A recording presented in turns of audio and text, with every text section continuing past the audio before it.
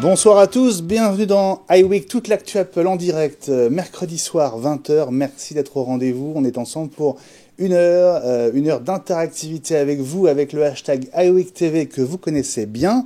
On va parler de toute l'actu Apple qui nous passionne, Apple et son écosystème, et il se passe encore pas mal de choses avec ce spécial event du 25 mars qui approche et dont on va vous parler aussi avec les copains que je salue tous les quatre. Salut les copains!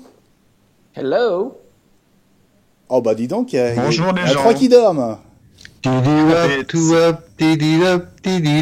c'est bien, je vous reconnais. C'est la fête. Je vous reconnais bien là. Attends, je vais te les réveiller, moi, tu vas voir. Regardez les bien, mecs, amis. je suis venu avec mon sabre laser aujourd'hui. My God, Ellie, qu'est-ce qui se passe? C'est un sabre laser. Ah, je vois ça, mais Bien. Pourquoi? C'est pour réveiller mes camarades. Ah, c'est bien. Ils en ont un petit peu besoin, j'ai l'impression. Hein. Je pensais que c'était pour battre Dark Vador, mais c'est pas grave. Dark Vador, on l'a toutes les semaines, ou quasiment, il est là.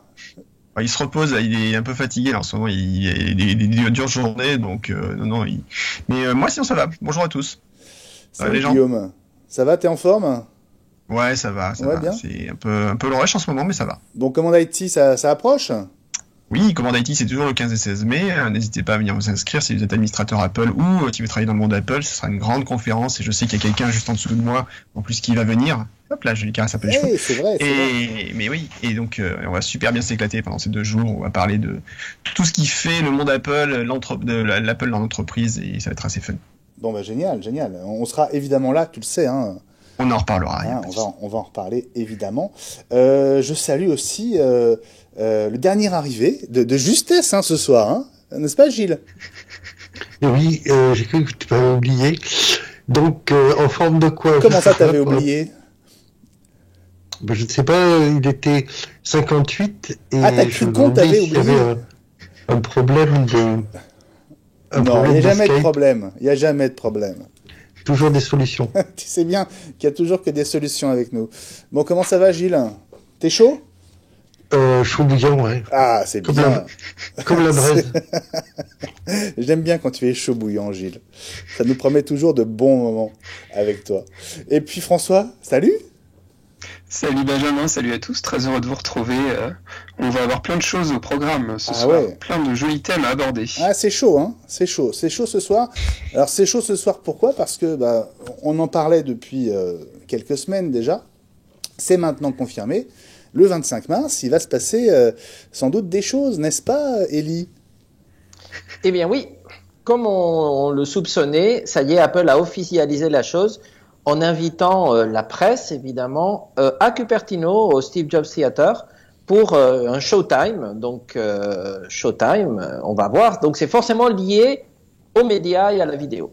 Ouais. Alors, pourquoi forcément? C'est l'heure de la science.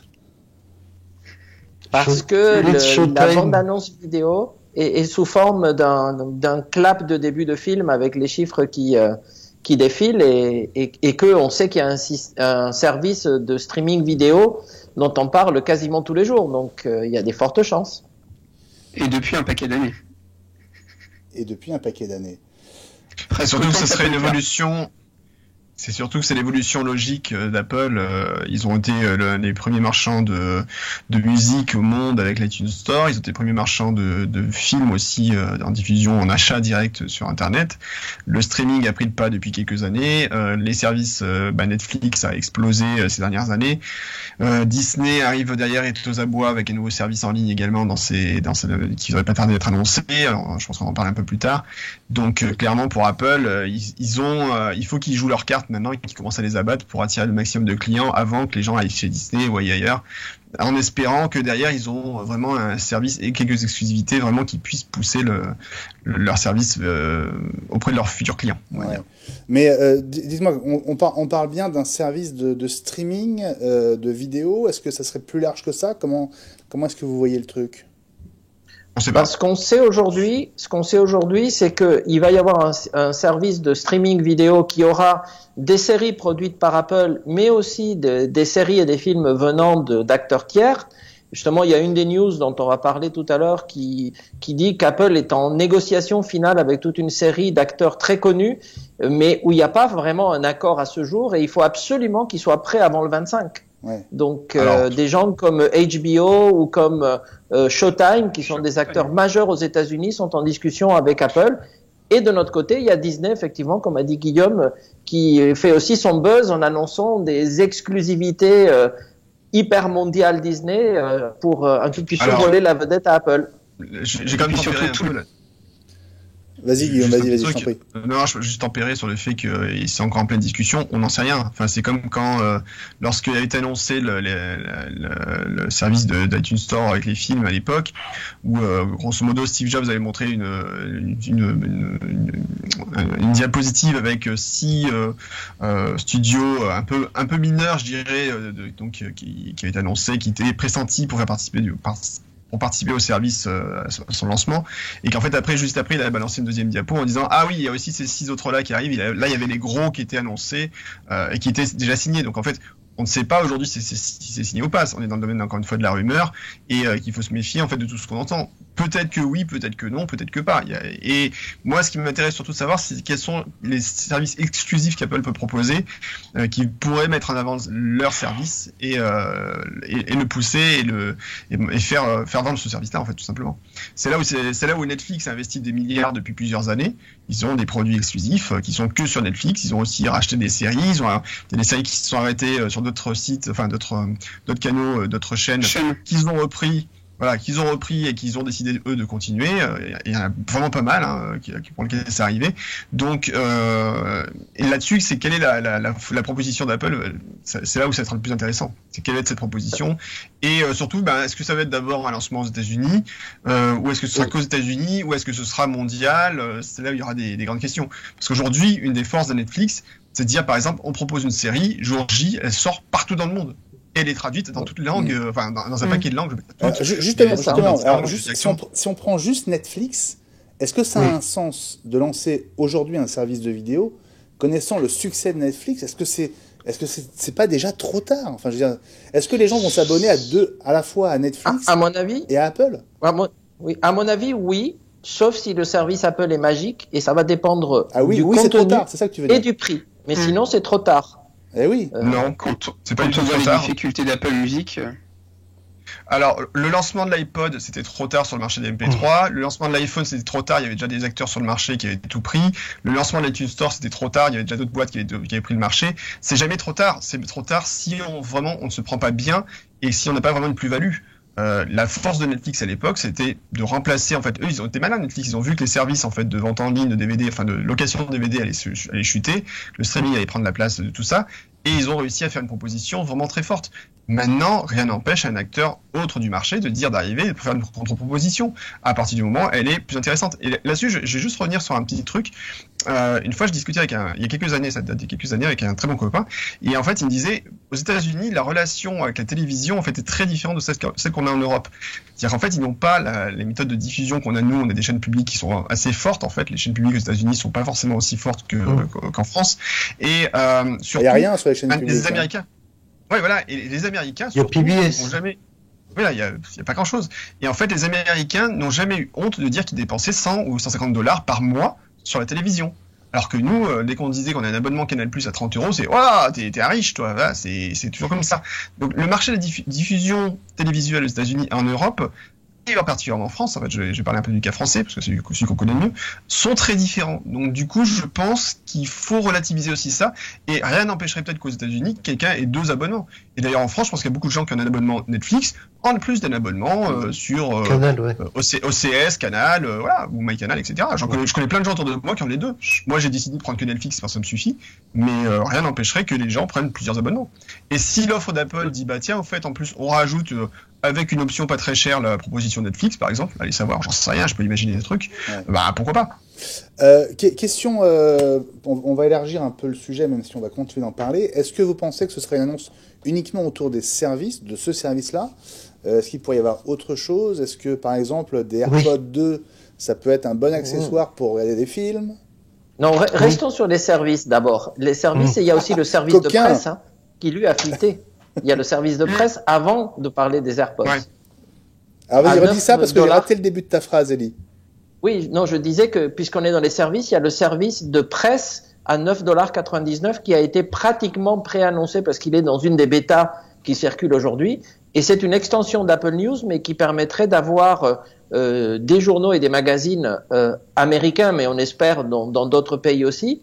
Mais c'est un peu le même système qu'aujourd'hui peut proposer Orange ou Free avec le kiosque, donc qui est déjà soit à 9 €, soit compris dans les abonnements des box. Par exemple, pour Free, c'est le cas.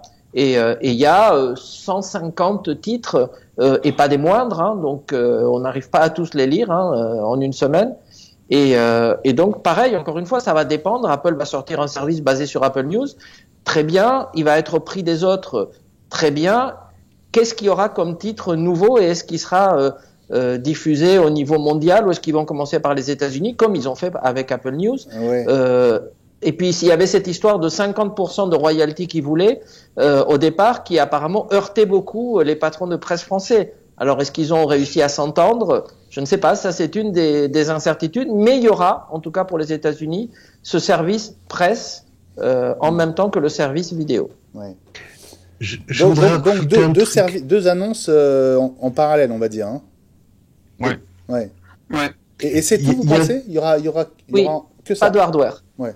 Pas de hardware. Pas de hardware. Même pas des petits Non, AirPods parce 2? que Non. AirPods 2, pas sûr. En fait, c'est possible que ça sorte comme les iPads, mais les dernières rumeurs disent plutôt par un communiqué de presse 1 heure après pour profiter que tous les journalistes vont parler d'Apple.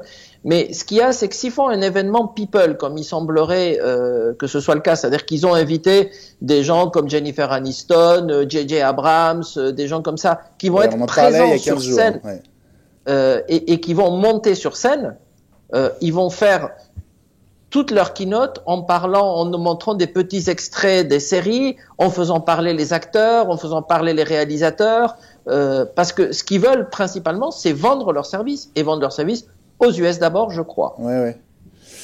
Gilles, on t'a pas encore beaucoup entendu. Dis-nous un peu ce que tu en penses de cette date du 25 mars et de ce qui pourrait arriver. Alors, pour moi, il y a un truc super important qu'il faut pas oublier. Guillaume rappelait avec beaucoup de pertinence l'histoire de l'iTunes Music Store. Il faut se rappeler que Apple, depuis, a refondé la société autour de la musique et à cette occasion, autour du hardware, c'était déjà le cas, le software, c'était déjà le cas, mais également du service. C'est la matrice de l'Apple qu'on connaît maintenant, l'iPod étant le support, le logiciel c'était iTunes et le service c'était iTunes Music Store. Ils ont répliqué ça avec l'iPhone et ils continuent de dérouler avec l'Apple Watch, etc. S'ils veulent continuer à vendre de l'Apple TV, il faut absolument qu'ils continuent, qu'ils se mettent à vendre du service autour. Jusqu'à présent, c'était gratuit avec les logiciels des différents acteurs de la télévision. Là, il faut une proposition supplémentaire avec l'arrivée de Netflix et des autres. Je mettrai une petite pièce éventuellement sur du jeu, toujours avec cette optique de l'Apple TV, sachant que Google prépare une conférence. Je ne sais pas si on va en parler. Je l'avais mis dans le conducteur. Après, bien sûr. Autour du jeu. Et ça serait une raison supplémentaire pour sauver le soldat Apple TV. Guillaume, Oui. Hein? Oui. Oui. Que penses-tu de ce que je vient sais de pas nous expliquer Gilles? Moi, je pense que aujourd'hui, est-ce qu'Apple va vraiment pousser l'Apple TV? Il faut voir qu'en fait, Apple aujourd'hui commence aussi à pousser un peu tout l'écosystème autour d'AirPlay. Donc, il y a peut-être aussi des cartes à jouer de ce côté-là. Est-ce que c'est quelque chose sur lequel ils se disent peut-être que le matériel type Apple TV va servir de façon limitée et qu'il vaut mieux pousser les partenariats avec les constructeurs de télé et autres? Ça va être aussi dans cette direction, je ne sais pas.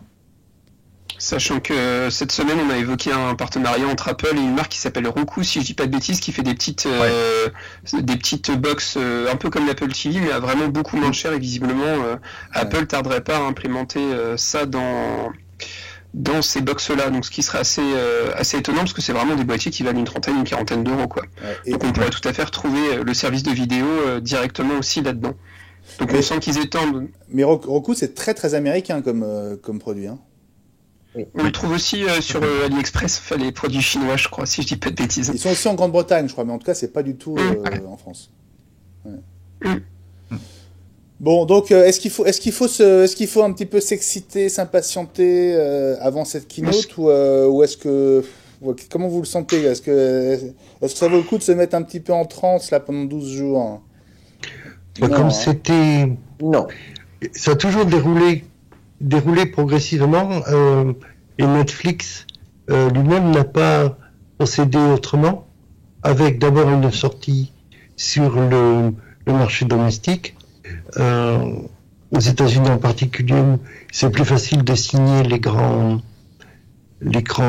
studios, les acteurs sont sur place, et puis ensuite on déroule au fur et à mesure sur les différents pays, au fur et à mesure que les accords sont conclus. Je sais plus qui c'est qui parlait de concurrence et de la musique et d'Apple Music. Il faut rappeler que c'est le deuxième derrière Spotify.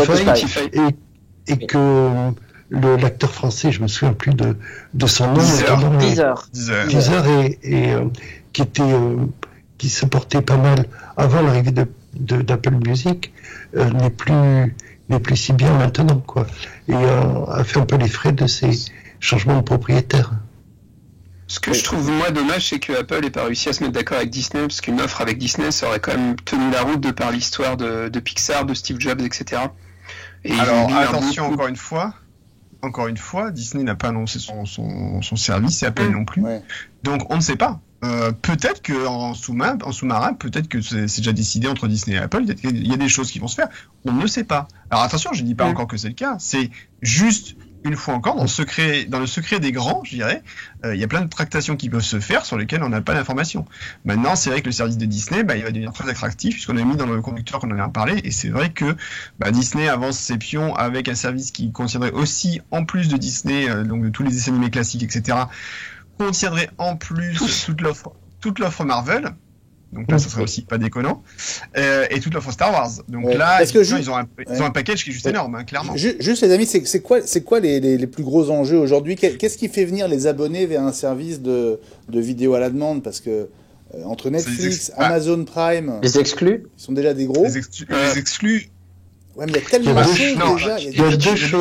Il y a tellement de choses déjà sur ces deux-là. Il y a deux choses, je pense. Hein?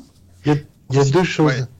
C'est l'exhaustivité de l'offre tout venant du catalogue, plus les exclusivités, ce que fait l'iTunes Music Store avec ses albums en version spécifique, plus le catalogue de 50 millions de titres, comme ils ont fait avec...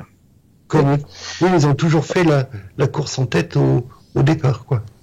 Par contre, il y a un point qui est plus embêtant, et ça rejoint ce que disait Guillaume tout à l'heure sur les habitudes des spectateurs américains et français, c'est que en France, et je ne dis pas qu'Apple n'ait pas les moyens, s'ils veulent investir, de pénétrer le marché français, mais en France, ils vont se heurter de front avec des gens extrêmement puissants qui s'appellent Canal, qui est un service de vidéo à la demande et de replay qui est très fort, TF1 qui est un service de vidéo à la demande et de replay très fort et qui veulent pousser, Et France Télévisions fonds public qui veut lancer son service de télévision à la demande aussi.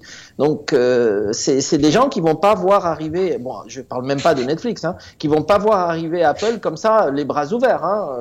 Bon, ça me fait tellement rire parce que j'entends exactement la même discussion qu'il y a eu il y a à peu près 12 ans quand Apple a lancé l'iPhone où Orange et Bouygues et machin voilà, ils vont imposer leur truc à Apple et puis de toute façon l'iPhone ils seront obligés de mettre le logo Bouygues Télécom ou le machin sur le dos du téléphone parce qu'ils n'auront pas le choix et SFR ils feront pareil et Apple vend son téléphone toujours de la même façon chez tous les opérateurs, ils ont imposé leurs règles et basta. Donc en fait je pense qu'il ne faut pas dire que c'est parce qu'il y a des gros acteurs sur le marché que les autres que ça va pas marcher. En réalité, à chaque fois qu'il y a eu des acteurs sur le marché, Apple a trouvé des solutions pour rendre son offre attractive. Rappelez-vous qu'avant iTunes Music Store, il y avait également, on avait les mêmes trucs. Microsoft avait son store de musique, Yahoo avait son truc de musique, et les offres étaient plus intéressantes parce que moins chères, etc. Sauf que elles avaient des limitations énormes technologiquement parlant sur le nombre d'appareils sur lesquels on pouvait lire un contenu, etc. Et que l'offre Apple était intéressante parce que tu pouvais prendre ton contenu, tu pouvais le mettre sur ton iPhone, sur ton iPod ou sur ton iPhone, enfin c'était l'iPod à l'époque, et que tu n'avais pas toutes les limitations technologiques que tu avais chez les concurrents, qui eux t'imposaient des trucs qui étaient juste hallucinants pour l'époque. Je sais pas si vous vous rappelez, mais on ne pouvait pas graver de CD, enfin aussi chez Apple il y avait une limitation, c'était quand on gravait un CD 5 fois de suite, il fallait changer l'ordre de la playlist. Mais c'était une limitation qui n'était pas très importante par rapport aux autres qui disaient non, vous pouvez pas graver votre musique par exemple. Voilà, après la musique classique, c'est vrai. Ouais, voilà, non, mais il y a plein de trucs qu'on oublie par rapport à cette histoire, et c'est pour ça qu'en fait, Apple, aujourd'hui, je dis pas qu'ils n'auront pas de difficultés, et peut-être qu'ils se prendront une veste sur le marché, mais encore une fois, on ne sait pas quels sont leurs points forts et leurs points faibles, et on pourra en discuter ça dans 2 semaines quand la conférence aura lieu. Mais on peut pas dire aujourd'hui, il y a des acteurs très forts, ils vont pas y arriver, il y a plein de marchés sur lesquels Apple est arrivé, j'ai pas dit ça, des acteurs très forts. Non, mais j'ai pas dit ça. J'ai dit que ça serait moins facile qu'aux États-Unis où il n'y a pas des acteurs aussi forts. Ça, c'est juste ça. Après, il y a un acteur, un acteur qui est très fort aujourd'hui, qui est Netflix. Mais oui, après, je pense que clairement, le marché aussi Apple, enfin le marché francophone est déjà fragmenté. Donc de toute façon, 1 plus, 1 moins, ça va peut-être pas autant de différence que ça. Est-ce que les gens vont se jeter sur les offres de MyTF1 ? Ouais, enfin, je suis pas sûr que l'offre MyTF1 juste pour regarder Demain nous appartient, c'est pas vraiment Demain nous appartient. Enfin voilà, non mais il y a des offres sur le marché, je dis pas qu'elles sont pas intéressantes, mais juste un petit truc, par exemple, une des séries qui a le mieux marché ces dernières années sur France 2, c'était 10%, et 10%, 2-3 semaines après la diffusion sur la télévision, bim, sur Netflix. Il y avait un contrat qui, d'ailleurs, n'a pas trop plu à l'époque à Delphine Ernotte, mais il y a des trucs comme ça qui se passent, qui sont assez intéressants, justement. Et évidemment que le marché de la télévision se prend une claque ces dernières années, les audiences sont en chute libre sur toutes les chaînes, en plus la TNT a fragmenté encore plus l'offre, donc ça ne facilite pas la gestion des audiences, mais il va y avoir effectivement, avec l'arrivée d'Apple sur ce marché, des phénomènes intéressants. Je pense qu'il y aura des regroupements qui vont se faire ensuite, il y aura des petites choses intéressantes, mais on ne peut pas juger de la pertinence de l'offre d'Apple tant qu'on n'aura pas vu quels sont les contenus surtout qu'ils vont proposer et quel est à quel tarif surtout. À l'époque, on parlait d'Apple Music en disant ouais, c'est pas forcément intéressant, mais Apple Music a eu une offre qui était super intéressante. C'était pas l'offre de base, c'était l'abonnement familial à 15 € par mois qui lui, par contre, de ce coup, n'avait pas de concurrent. Et je pense que beaucoup de gens ont pris cette offre parce que leurs enfants avaient des iPhones, etc. Et d'un seul coup, ils avaient une offre qui, niveau financier, devenait très très rapidement intéressante pour tout le monde. Juste les amis, parce que là, vous êtes partis comme un cheval au galop. Je ne perds pas de vue Twitter avec le hashtag iWeekTV. Alors vous n'êtes pas très nombreux ce soir, hein. Je sais pas où vous êtes tous là. Allez-y, on attend vos messages. Je salue Jérôme Derdermotus qui nous dit bonsoir les amis, je suis en retard. Et il ajoute, faut pas oublier qu'à la différence de Netflix, Apple vendra toujours, entre guillemets, normalement, des films, des séries, des albums de musique. Oui. Est-ce que ça peut modifier, on va dire, le modèle économique, justement, qui aujourd'hui repose essentiellement sur de la vente ou de la location, mais pour... La location, c'est mort, du coup. Oui et non. Alors oui, non, je suis pas d'accord. Je vais donner un exemple tout con. Je suis fan de la série Doctor Who, comme beaucoup le savent, si vous me suivez sur Twitter. Et Doctor Who, c'était très bien, parce qu'il y a quelques temps, tout le catalogue était sur Netflix, et donc on pouvait regarder les épisodes à la demande, sauf qu'en fait, Netflix rajoute des choses à son catalogue. Mais aussi, en fonction des contrats qu'ils ont avec les producteurs, en retire. Donc là, Doctor Who, les saisons 1 à 5 ont disparu il y a quelques temps déjà. Et là, toutes les saisons les plus récentes vont disparaître du catalogue en avril parce que la BBC est en train de préparer, elle aussi, son petit catalogue de son côté. Donc après, l'avantage du matériel, c'est que quoi que vous fassiez, enfin non, c'est pas forcément vrai parce qu'Apple, des fois, merci la gestion là aussi des droits, peut éventuellement retirer les droits d'utilisation sur des morceaux ou sur des films que vous avez achetés. Merci les DRM. Mais par contre, quand vous avez acheté quelque chose de physique qui vous appartient, et voilà, vous pouvez revoir à l'infini, ça vous posera pas de problème. Donc on n'est pas à l'abri de dire demain vous avez payé votre abonnement Netflix pour regarder une série, oui, mais elle peut aussi disparaître du catalogue du jour au lendemain. C'est déjà arrivé, et ça se continuera encore. Oui, mais c'est ce qui se passe en ce moment avec les Marvel, qui sont quasiment tous sur Netflix et qui sont en train de disparaître parce que Disney va sortir son offre. Voilà, parce que Disney va faire son offre de son côté. Donc ce qui veut dire qu'il va falloir multiplier les abonnements si on veut tout avoir. Mais les gens peuvent se désabonner aussi. Concernant la question, c'était surtout de savoir ce que le matériel pur et dur peut continuer face à streaming. Mais oui, je pense que oui, parce qu'il y a beaucoup de gens qui sont attachés à se dire j'ai quand même l'objet physique ou le contenu que j'ai acheté, moi il m'appartient et je peux le regarder si j'ai envie, même si demain j'arrête mon abonnement. Alors deux autres messages sur Twitter avec le hashtag iWeekTV. D'abord Marc Monticelli qui était là depuis le début, qui nous disait salut les blousons noirs du high-tech. Noir, Black, Hardware, Next, bien sûr, avec la photo d'un cube de Next sur son tweet, c'était sympa. Collector. C'est un collector. Oui, c'est un collector, bien sûr.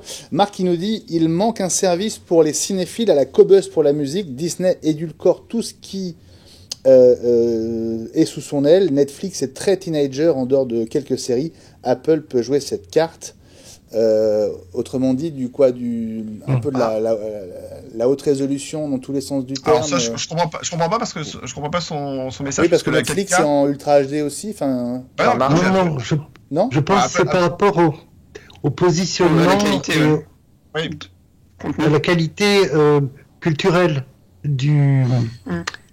qualité culturelle du catalogue. Ouais, est-ce que le gros du public veut de la qualité culturelle? Je suis pas sûr. Non, mais il y a un public pour ça. Non. Et le commissionnement de Cobus, pour moi, a toujours été, on met en avant le côté qualité sonore, mais pas forcément le côté qualité de l'offre, de tout ce qu'il proposait en termes de morceaux. Enfin, je sais pas. Donc c'est pour ça que j'étais un peu surpris de sa question. Après, j'ai pas remarqué qu'il avait une meilleure qualité. J'ai deux remarques. Il y a une éditorialisation assez bien faite du catalogue, et puis une recherche, la mise en avant des meilleurs interprètes et des meilleures réalisations, oui. En plus de la qualité. On a eu un peu le contraire cette semaine.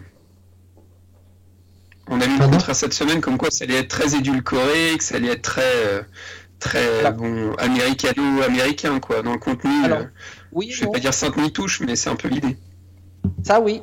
Si tu veux, les deux remarques que j'avais par rapport à la vidéo, c'est justement ça. C'est que, qu'est-ce qui s'est passé aux États-Unis? Pourquoi est-ce que les gens ont quitté les networks de base?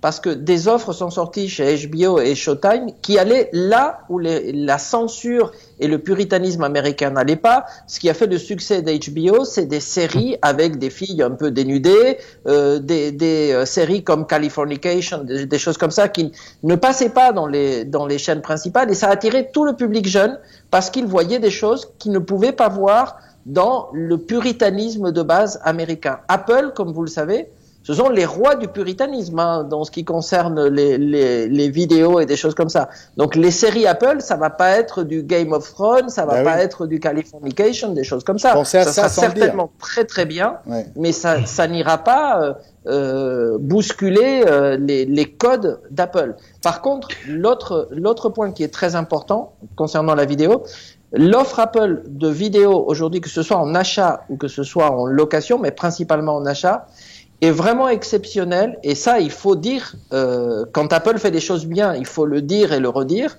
c'est que tous ceux qui ont commencé à acheter des films quand ils étaient en qualité pseudo, on va dire DVD, je dis pas VHS parce que le service n'existait pas, est sorti le Blu-ray, Apple a mis à jour la bibliothèque des films achetés gratuitement, est sorti le 4K, Apple a mis quasiment, ils n'ont pas encore fini, la bibliothèque à jour gratuitement. Et en plus, quand vous achetez un film aujourd'hui, vous prenez par exemple le film qui a eu tous les Oscars, dont le titre m'échappe, avec Lady Gaga et Donc, La La Oh, Land. il n'en a pas eu tant que ça. Star is Hein. Born. Le Star is Born. Il en a eu un bah, ou deux, je crois. Hein.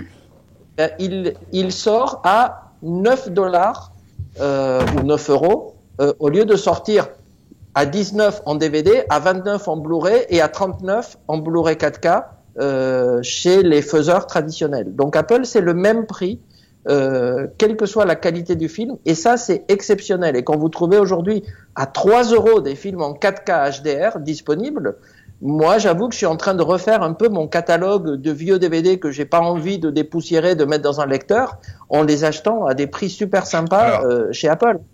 Je t'arrête sur le côté chanson libre, enfin côté il y a pas de, c'est très puritain chez Apple, sur l'Apple Store, etc. Sur Apple Music, tu trouves les chansons de Colette Renard, donc je me porte en faux. Si, tout à fait. Je parle visuel. Moi j'ai une vidéo, anecdote. jeune homme, je n'ai pas dit audio, j'ai dit vidéo. Cherche-moi, là où il y a la musique. cherche-moi une vidéo un peu olé olé chez Apple.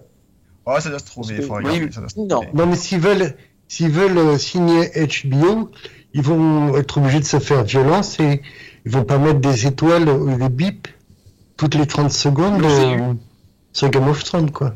Il faut dire un truc aussi sur les acteurs français. Ils sont en train d'essayer de se regrouper dans une plateforme unique. Donc, à mon sens, ils ont bien compris ce que l'arrivée d'un Apple sur ce marché pouvait représenter comme menace pour leur petite entreprise individuelle. Quand on parle de puritanisme, j'ai eu le cas ce week-end, j'ai voulu écouter le dernier album des Enfoirés et le HomePod m'a dit, et tout de suite, écoutons bip. Eh oui. Il a pas dit les Enfoirés, donc ça montre bien quand même qu'il y a un filtre derrière, quoi. Ouais. Petite question de Dashheads, notre ami fidèle de l'émission, qui nous demande, qui nous dit plutôt, pour moi, Apple doit packager Apple Music et son nouveau service vidéo comme Spotify et Hulu aux US. C'est ce que je voulais évoquer. Ouais, ça ferait sens. Ça fait partie des choses. Oui. Et ça permettrait de pousser les gens à utiliser le nouveau service de vidéo, dire voilà, pour 30 ou $40, vous avez accès à Apple Music, au service de vidéo à 100 gigas sur iCloud. Ça peut être une solution pour pousser les gens à migrer sur la solution vidéo. Eh oui. Ouais. Il y a quand même un truc intéressant, on parlait justement du côté croustillant de tout ce qu'on pouvait trouver sur le store. Et c'est vrai que autant encore Apple sur le côté film met une barrière, mais alors sur le bookstore, si vous cherchez du livre érotique, il y a une catégorie qui est réservée. Gratuit ou pas d'ailleurs, mais si vous cherchez les catégories, les jeunes enfants ne regarderont pas, mais la catégorie romance érotique, tu trouves des choses, tu trouves des choses, on va dire. Donc c'est vrai qu'en fait cette barrière qu'Apple... La catégorie, donc je le dis, c'est romance érotique. Donc mettez bien les filtres moins 17 ans, moins 18 ans sur vos bookstores, parce que on trouve des contenus qui sont plus que chauds, je pense. Et en tout cas, les illustrations sont très explicites. Hein. Mais ce qui veut dire qu'Apple a cette barrière, effectivement, qui n'est plus en place en fait sur le bookstore et qui existe encore au niveau des films. Pourtant, ils ont mis en plus ces filtres contenus. Vous pouvez mettre des filtres de contenu sur la partie store. Hein, vous pouvez dire dans iTunes, je veux pas que les contenus de plus de 18 ans soient lisibles sur un iPhone, sur un iPad, sur un Mac. Il n'y a aucun problème avec ça. Mais Apple a quand même encore cette barrière-là. Est-ce qu'un jour ils la franchiront ? Et peut-être que c'est à ce moment-là qu'Apple sera vraiment adulte. Allez savoir. Vous noterez quand même sur les réseaux sociaux que Guillaume Jette se fait béliner le joyau. Hein ? Pardon. Tu parlais de Colette Renard. Ah bah oui, forcément, oui. Du coup, oui. Donc béliner le joyau. Est-ce qu'on se dit qu'on passe à la suite, mes amis ? On peut. On peut parce que on a fait un gros bout déjà sur cette. Alors c'est pas une keynote, hein, c'est un special event dans la hiérarchie des événements Apple. On va dire que c'est quoi ? C'est le niveau intermédiaire. Ouais. C'est une petite keynote. Hein. C'est une petite keynote. Après, on n'est jamais appris d'un one morphing, mais bon, c'est pas la stratégie qu'Apple a sur les dernières années, donc il faudra voir. Ouais. Bon, mais pourquoi pas une petite surprise quand même ? On sait jamais. Bon, on peut quand même se dire qu'on sera là au rendez-vous le 25 mars pour découvrir tout ça. Oui, pourquoi pas. Oui. Hein, on sera là quand même, on va pas rater ça. Alors, ce qui est assez intéressant, normalement, c'est qu'Apple, en plus, avait tendance à pousser un peu les nouveautés pour l'éducation en début d'année. Donc là, le côté Showtime ne pousserait pas le côté éducation. puisque ce qui est assez étonnant. Du coup, alors qu'il y avait quand même des rumeurs d'iPad plus costaud, d'iPad mini qui reviendrait, voilà, il y a les écouteurs, donc il y a pas mal de rumeurs, mais encore pas tellement de choses concrètes, et c'est vrai que cet événement pourrait ne pas forcément se prêter à ce genre d'annonce. Donc est-ce qu'ils feront quelque chose un tout petit peu plus tard, voire pas d'annonce, mais juste faire des communiqués de presse pour dire youpi, on a une nouveauté, bonne journée. Oui, ils sont tout à fait capables de le faire, c'est vrai. L'iPad peut être un support tout à fait adapté et un petit clin d'œil au passage pour le montrer en disant sur les iPads également qu'on peut utiliser notre service. Tout est possible, mais je n'y crois pas. Ouais, c'est 50-50, je dirais. Bon, mes amis, on va passer à la suite. On va sortir de cette grosse case du 25 mars. Il nous reste déjà moins d'une petite demi-heure. Ça passe très très vite. On va quand même parler de ce qui est dans les tuyaux. Et Ellie, tu disais qu'on croyait tout savoir sur le prochain iPad mini. En fait, il y avait encore un petit détail qui nous avait peut-être échappé. Et oui. Et donc, on a appris ça, comme d'habitude, par un fabricant de coques iPad. Et donc, l'iPad mini 5, celui que nous attendons tous, si vous voyez la photo, vous avez tout de suite remarqué quelle est la nouveauté. C'est que le micro est en position centrale. Et alors là, je dis, c'est tellement majeur qu'on aurait dû y consacrer toute l'heure. Pour le reste, ça sera un iPad comme l'iPad mini 4, mais avec un micro central. Et ça, c'est bien. Je sais pas pourquoi, mais c'est bien. Oui. Mais un micro central, ça veut dire qu'il est dans l'écran ? Non, il est derrière. Tu as le petit trou que tu as montré. D'accord. Oui, je cherchais au milieu, d'accord. Il est oui. En haut au milieu, c'est ça. C'est ça. Hein, c'est ça. C'est moi qui me suis mal exprimé. J'ai pas mis mes lunettes et donc je voyais pas le trou devant la plante verte, mais il est tout derrière. Et il y a encore une prise jack. Bon, et cette nouvelle génération d'iPad, Ellie, tu vois ça quand ? Bah, écoute. Il y aura toujours un bouton Home. Les choses qu'on peut souhaiter, c'est qu'il y ait un processeur rapide. J'irai pas jusqu'au A12, mais qui est au moins un 11, ça serait bien. Qui est Touch ID, ça me semblerait bien. Qui ait un écran un peu meilleur, même s'il n'est pas Super Retina, bah, ça serait bien aussi. Et puis le format, moi, ça me va, avec un peu plus de mémoire et un prix attractif. Parce qu'aujourd'hui, avec mon iPad mini, je n'arrive même plus à me connecter à la plupart des logiciels, tellement il est vieux. Hein. Je suis bloqué à iOS 9 et j'avoue que c'est un peu pénible. Donc j'aimerais bien qu'il sorte celui-là. Bon, et donc, si tu devais donner une estimation de date, de période ? Ah ben moi je dis qu'aux environs du 25, par un communiqué de presse, en tout cas d'ici la fin mars, très vraisemble. Ah, d'ici la fin du mois de mars, ah oui, dans les 15 prochains jours, quoi. On est optimiste. Ah ouais, ok. Une nouvelle recrue chez Google. Alors, la voici. Jade Raymond. D'où vient-elle, mon cher Gilles ? Elle vient de chez Electronic Arts, qui a fermé sa division. Electronic Arts, qui est un acteur majeur du jeu vidéo. Elle, en particulier, d'après ce que j'ai lu, elle était en charge de la franchise Assassin's Creed. Assassin's Creed, yes. Alors, comme c'est chez Ubisoft, ça me semblerait bizarre, mais ok. À moins que... Oui. Bon. Assassin's Creed, c'est chez Ubisoft. Alors, à moins que ce soit Electronic Arts qui distribue. Oui, c'est vrai, tu as raison en plus, évidemment. Oui, c'est pas Electronic Arts, Gilles. Tu t'es trompé d'éditeur. C'est Ubisoft, non ? Oui, Assassin's Creed, c'est Ubisoft, c'est sûr. Ouais. Oui, c'est ça. Electronic Arts, c'est FIFA. Oui. Tu vois. Oui, mais sur le papier, il parlait d'Assassin's Creed. Alors bon, j'ai regardé ça. Elle est changée entre-temps de crèmerie, si j'ose dire. Et donc, Google prépare de son côté un gros événement, enfin une grosse annonce avec en particulier non seulement un service, mais un appareil, pour faire des jeux. Manette.